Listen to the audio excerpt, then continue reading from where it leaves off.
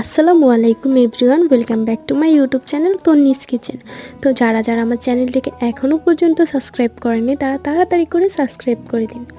আজকে আমি আপনাদের সাথে শেয়ার করব কিভাবে কালাই রুটির সাথে খাওয়ার জন্য বেগুনের ভর্তা বানাবেন, তাও আবার গ্যাসের চুলায় পুড়ে। ঠিক আছে, তো আমি বেগুনগুলোকে প্রথমে পুড়ে তারপর চোকলাগুলোকে ছিলে নিয়েছি। তারপর এখানে আমি কতগুলো পেঁয়াজ নিয়ে নিয়েছি, এর মধ্যে আমি শুকনো মরিচ পুড়ে নিয়েছি, ওইটা দিয়ে দিয়েছি 4টা।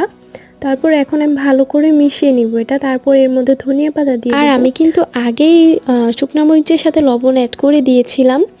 এই যে দেখতে পাচ্ছেন, ভালো করে মেশানো হয়ে গেলে আমি কিছুটা অংশ রেখে দিয়েছি ধনিয়া পাতা আর পেঁয়াজের যে মিশ্রণটা ওইটার থেকে।